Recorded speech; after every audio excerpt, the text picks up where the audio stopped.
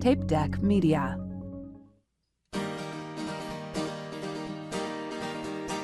My friend Dan, he's got a podcast, cause all comics need a podcast, and nobody had a podcast called The Art of Bombing. So Dan went out and bought a tape deck. Who knows why he bought a tape deck? Podcasts don't get played on tape decks, but Dan is from the 80s. So hey there, all you funny jerks, come talk to Dan about your work. Tell him all about your worst times. It's The Art of Bombing.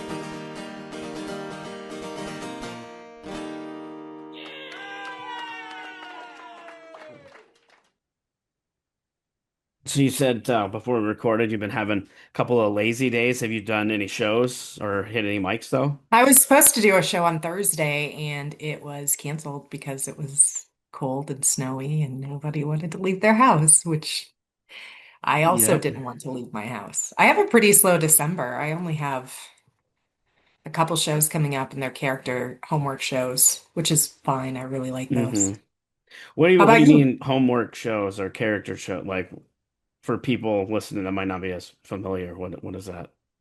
It means that they are shows where, so for example, I'm doing a show called Debate and Debunk on the Yep. 19th, and the set or the jokes that I write for it, and sometimes I have, sometimes when I've written for character or homework shows, I've been able to parlay those into jokes for hmm my stand-up set, but typically they are kind of silly, um, Are you? themed Oh, okay. You're talking shows. theme shows and stuff. Okay. Yeah, Because I where was like so for, character. Well, I kind of know what that is. I figured you were going to be, doing characters more like, yeah, I do more that too. sketch. So But for the yeah. debate and debunk show, I'm debating Mitch Jones on we're doing Red Bull versus Pit Bull.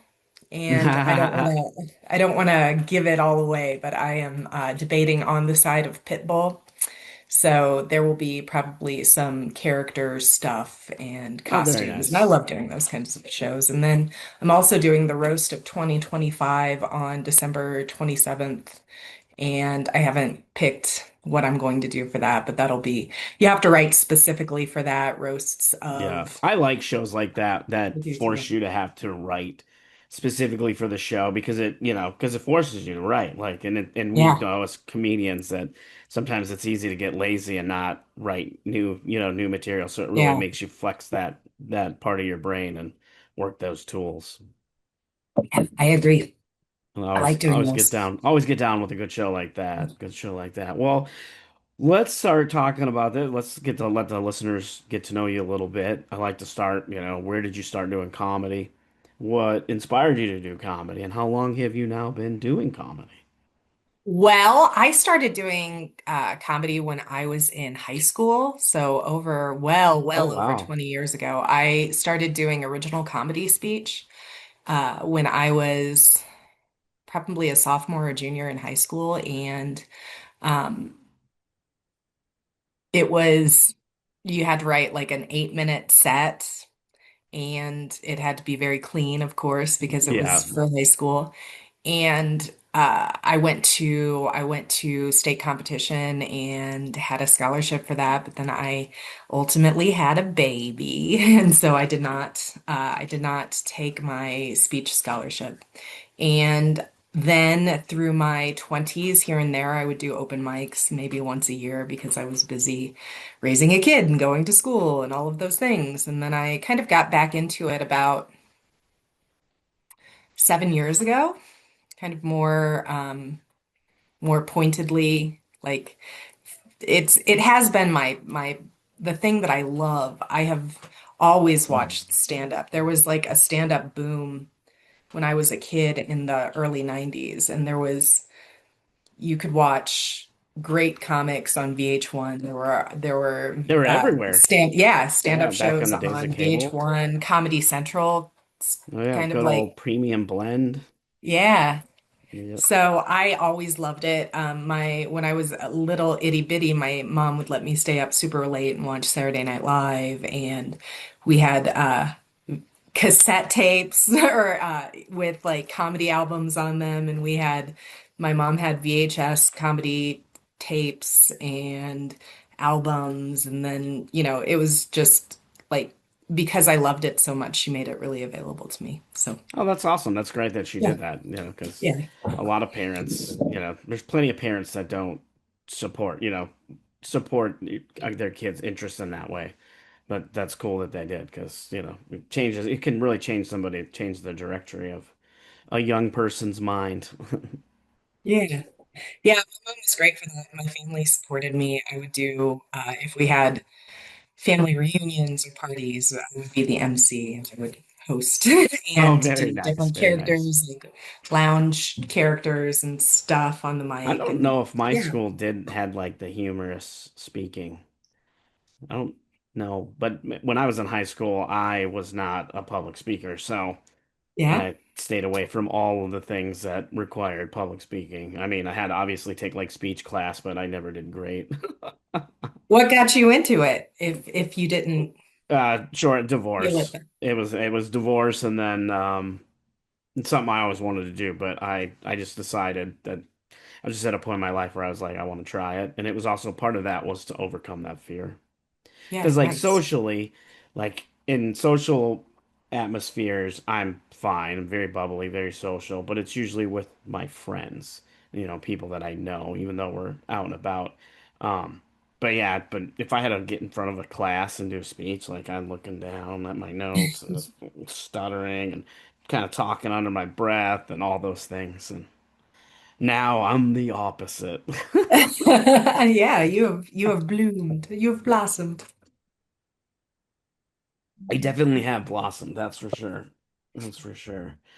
And it's been a good time for sure.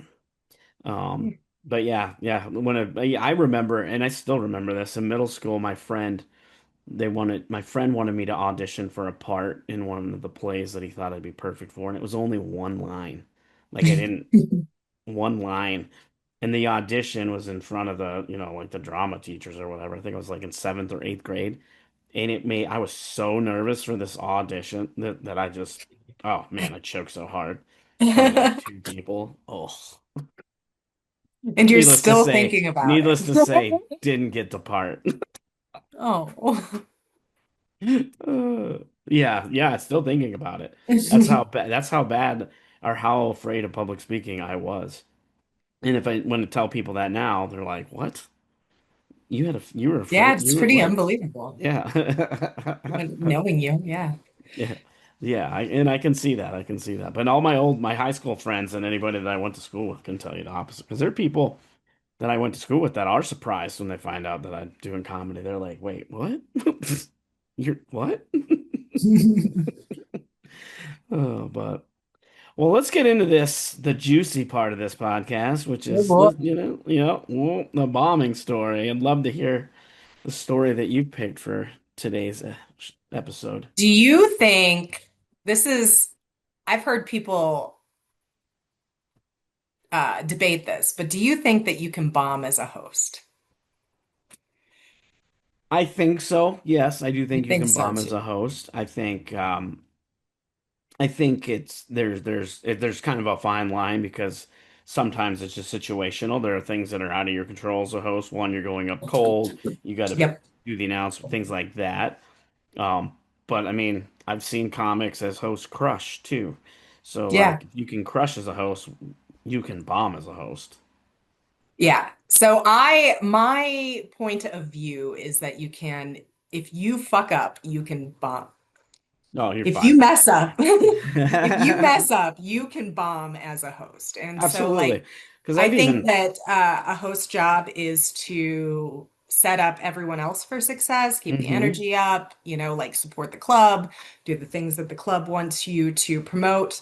Um, my story is about hosting for, um, I'm not going to name the comic because he's a great guy. And I don't think he expected me to host.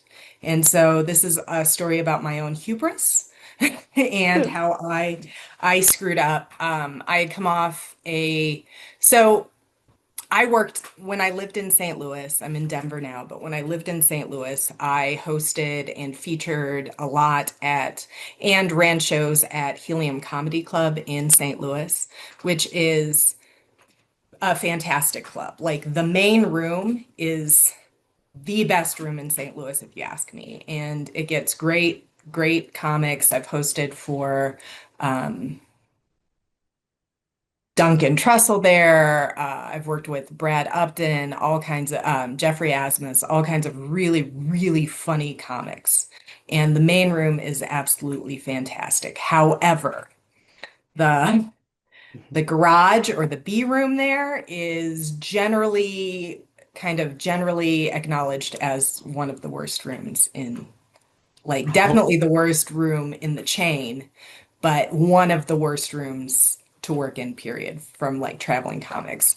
And there I've also worked with, in that room, I've worked with fantastic comics and like Ahmed Weinberg and Jeffrey Asmus was in that room and did great for a couple of the shows when we worked together in St. Louis. And so some of those shows, even though they were lightly attended, were not bombs because they were still great shows with Hmm. like good energy, and the people who were there were really excited for it. Zach Martina did a great job there. I've seen Alex Falcone do very well there, but you're also not set up for success in that room because the bar that makes all of the drinks for the main room is at the back. And so, like, Oh, the whole gee, time, that's a poor design. yeah. And so, like, there are glasses shuffling and, like, occasionally a pallet full of clean glasses from the dish room will roll through and it'll be like, and about every 3 minutes, when there's a huge pop in the main room, you hear it in the garage, and it's like soul crushing because you know, like, the main room is popping off, and then the garage is like, it's echoey, the sound is bad, and even if you're getting laughs, you can't hear anything, and then you look out, and it's like the lights are so blinding on stage, and you can't see anything, and it's like sweat pouring down your face and like you don't know how it's going for you. Um, but even some of those shows were really great. This one in particular for me, because of what I did, was very bad. I was hosting for a comic from Chicago, and he brought two friends with him, and I don't think that he realized that I was hosting.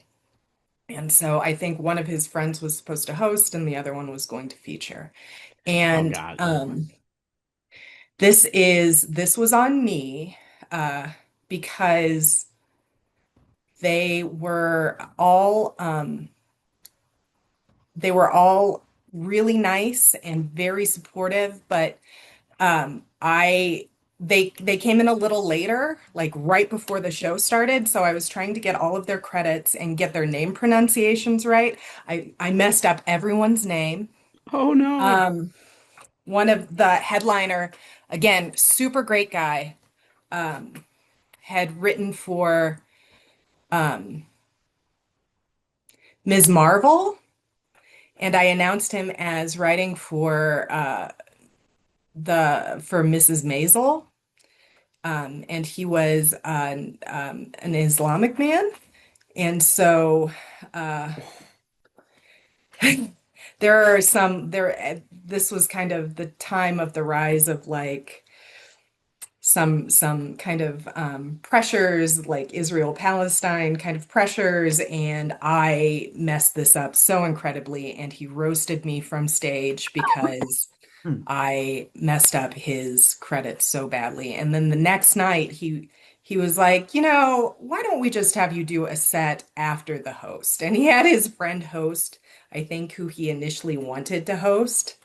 And then I just went up and did a set and I bombed both nights because first of all, it certainly wasn't like I didn't do my due diligence. And it's not that I didn't try. I mean, I, Yeah. I I, do find it but annoying when comics just wait and they don't and they get there right the last moment. Like, come a little bit early, at least 10 minutes before the show. yeah, and Don't come right they when the came show's in. supposed to be starting. Yeah, they got there like right, maybe even a couple minutes late from for when like the start time, and so the lights had already come down. Like s- they were doing the announcements, and I'm like trying to whisper, get all of the credits. And Oh I yeah. and I, man, and I feel terrible. I had even like kind of messaged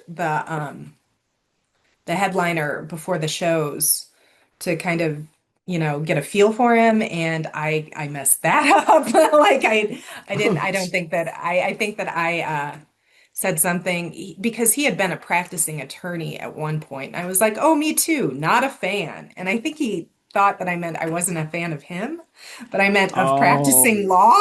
And so like I was already kind of set up for I oh set myself up no. for failure.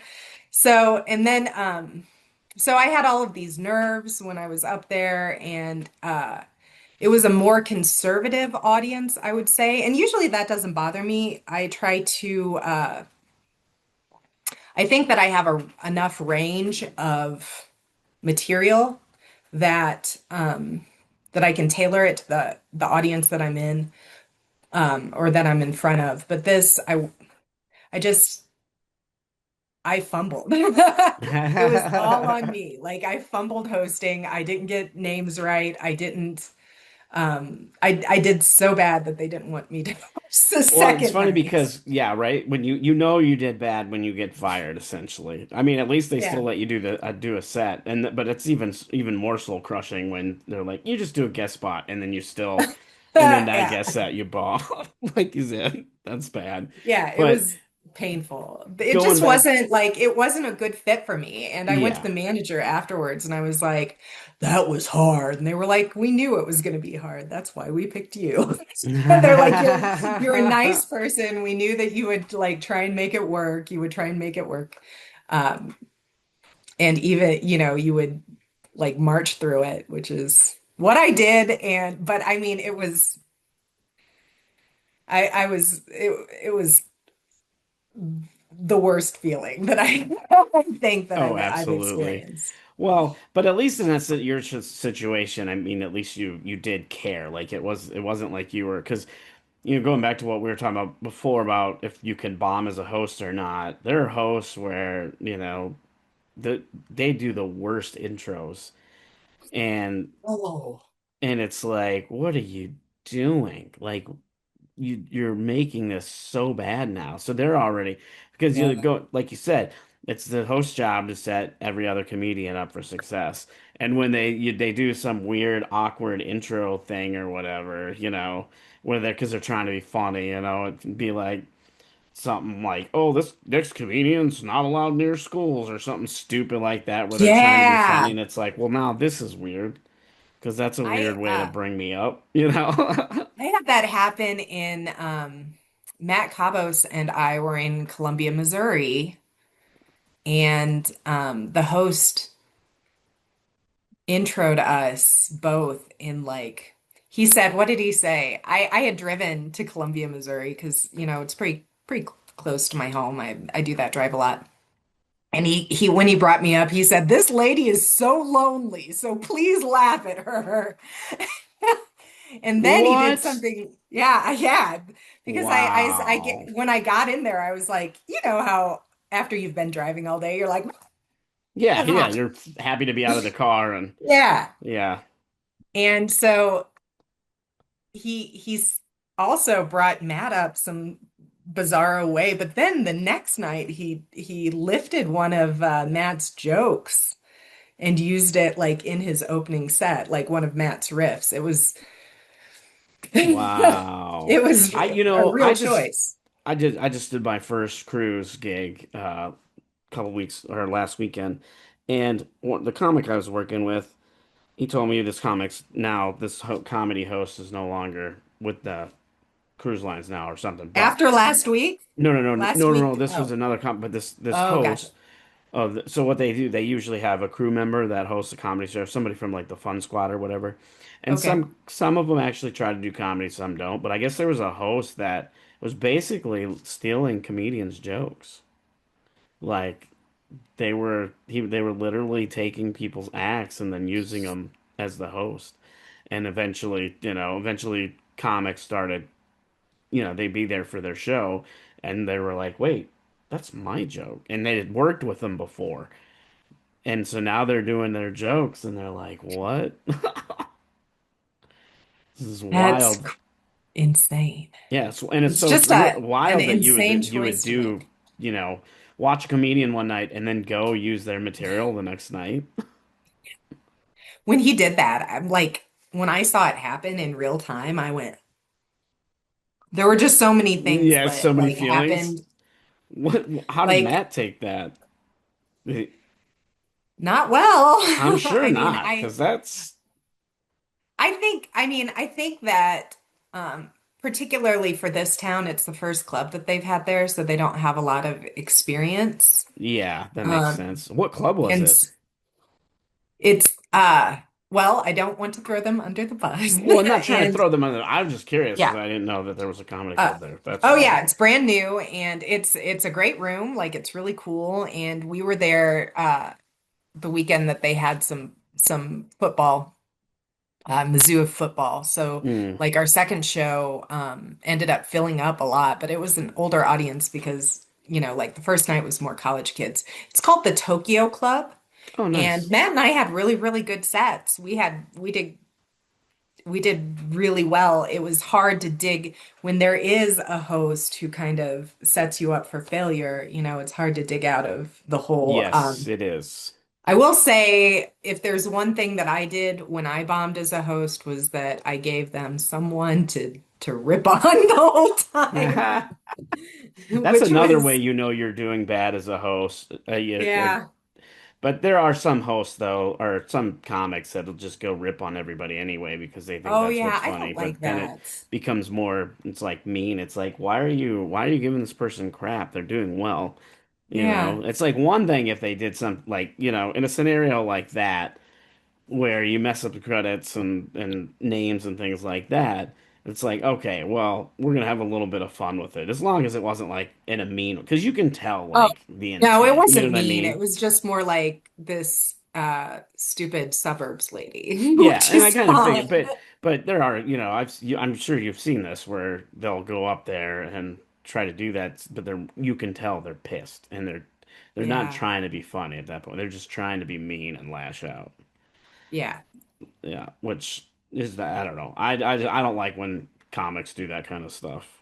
You know, I don't like it either. yeah, especially that and like ripping on a venue and things like that. Like unless it's fun observations, but one of my biggest pet peeves in comedy is when like even at an open mic, but you like have a show somewhere and a comic comes up there and just starts talking Yeah. crap about the venue and everything. It's like, dude, they're giving you a space to practice your art.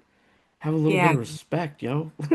And also, they're going out on a limb because often this doesn't go well with No, business. it's really Yeah. doesn't. It for stand up, especially stand up, like especially open mics. Yes.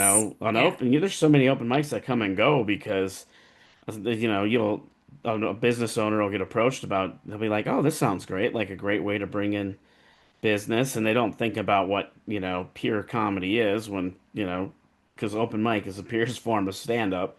Yeah. Because you never know what you're getting. What somebody's gonna say, but then suddenly somebody's up there, talking about something gross or something overly sexual or whatever, and now this business is like, well, this ain't good for business. Gonna have to cancel that. Yeah. Yeah, I feel that a lot. Like I when I see, so I do a mic at a coffee house or a tea shop, and sometimes there will be kids in there, and we do a mic at 5 o'clock in the afternoon, and I would like to ask the comics to be, at least until the kids leave, to be a little respectful that there are children in the audience and see what you can do to have fun with that. Like I feel like that's not so Hmm. much to No, ask. it's not. Like I would, just if I don't was do you on your that, I would on um your event pages just kind of mention that yeah. to maybe, I don't know, Well, but I and don't it's know. rare too. It's, sometimes they'll have um special events teas or whatever, and so there's Hmm. kids there, and it's rare that there are children there, but I think if there are children there, you have to, I would ask open mic attendees not to do your grossest Yep. jokes. Just Yep. like, We kind of run into that. It's so funny too. That's something from running mics and shows. Like when our mic at Slice and Roll, because it's a pizza place. There would be kids in there all the time, and anytime. But ours was at night. That is the yeah. difference. It wasn't like during the day. But every time a kid would walk in, all the comics would just panic. They'd be like, "Oh no!" And they're like, "Well, we're marketing this as an adult show, and so the venue isn't going to be upset by this, unless you really, really offend somebody." But it's Yeah, just I funny have to me. fun when I see kids. I have a puppet and stuff that I can like. I mean, I think you have to be a little if you want to be a nimble comic who can do a lot of different things. You have to practice in different ways, and that includes not being a gross human being when you're Yeah, running right, something. exactly. Now I got a Mm. question for you because you have a unique style of comedy, stand up, and that is you use post-it notes in a very hilarious way. Thank you. What, how did you come up with that? Like, what one day, what made you decide to write your jokes on little jokes or notes on post-its and then wear the post-its on stage and then give them to Well, the I audience?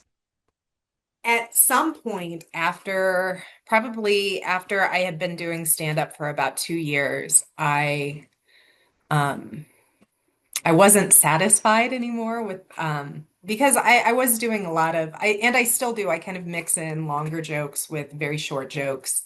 And I still do some of the jokes that I did like in my first 2 years now mixed in with my one-liners. But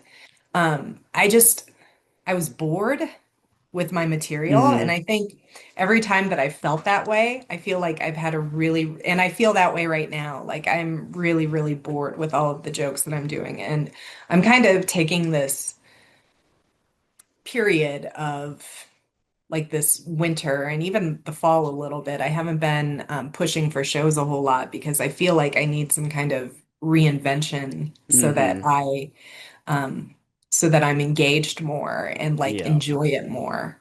Do you think And that like life overlaps into that? Like if you're, just as a human, because we all yeah. have to deal with mental health and things like that, that if you don't like you're going through a life cycle where you're just like, nothing's fun.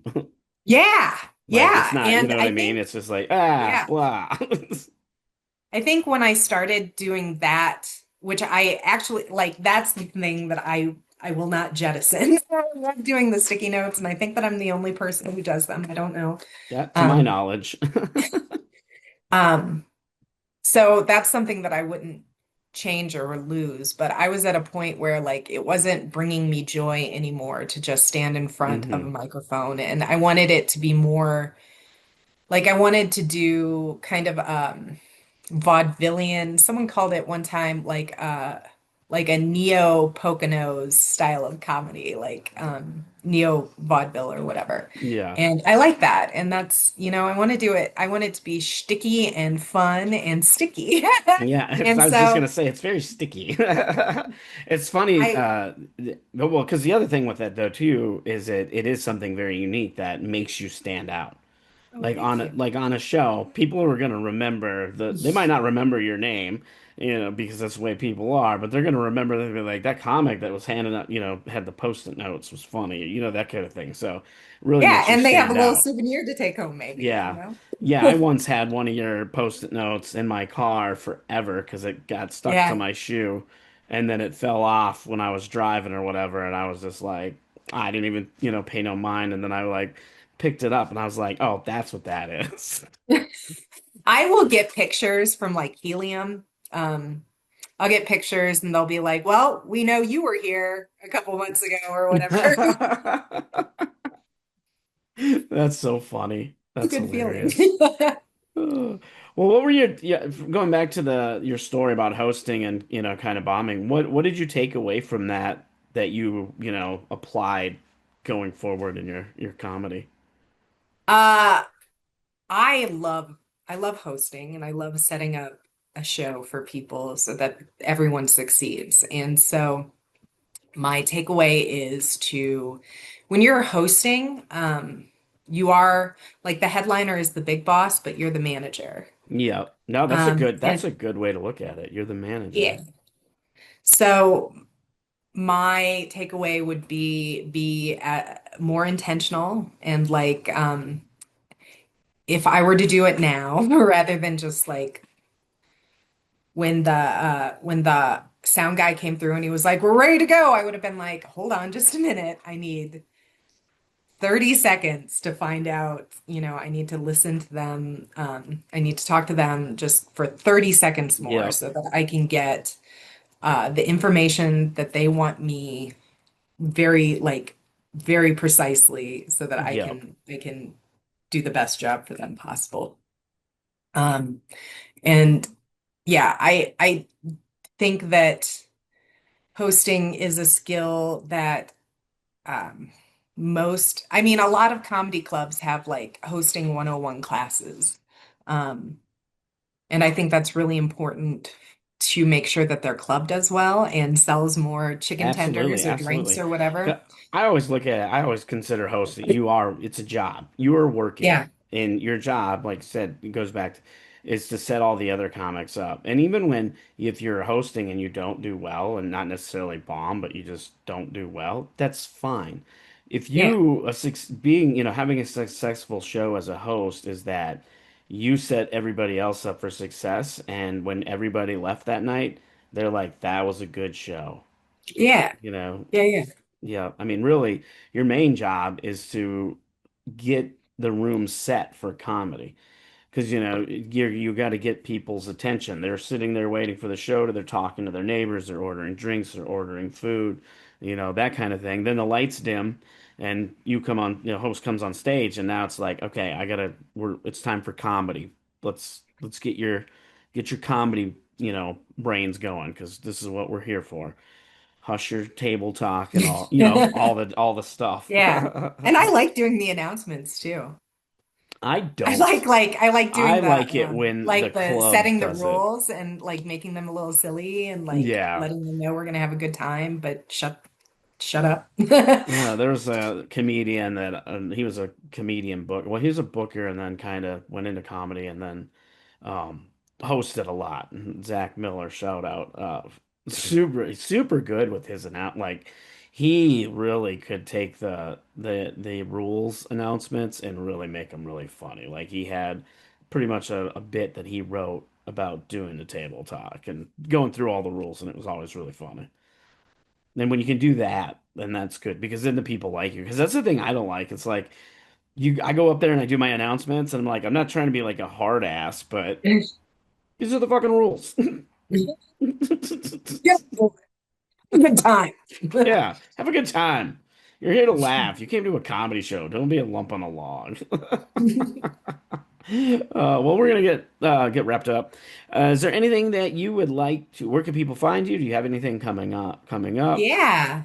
that you'd like You to can promote? find me at on Instagram, search for Cori Stewart or Cori underscore does underscore stuff.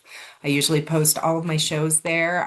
For the month of December, I will be on December 19th at the Debate and Debunk show at Nodes Art Collective. And then on the 27th, I'm doing the roast of 2025 at Dude IDK.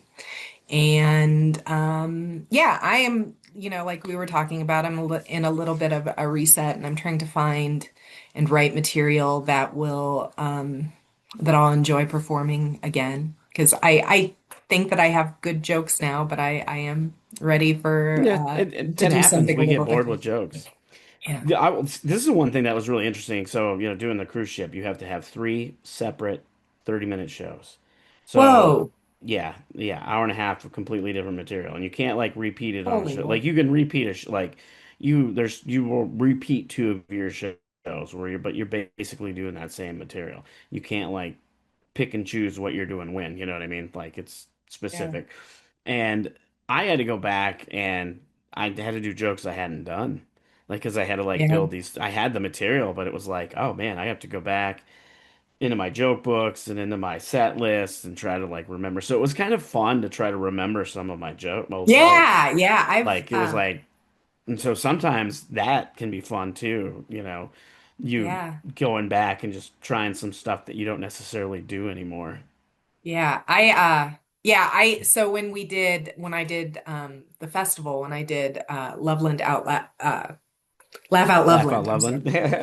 Loveland. When I did Laugh Out Loveland, because we were doing shows for a lot of similar audiences, I pulled out jokes that I hadn't done for a while, and Yep. it's fun to like try and redo them. And I think that might be one of my strategies for making me my for having a little more fun with it is like trying to punch up older jokes.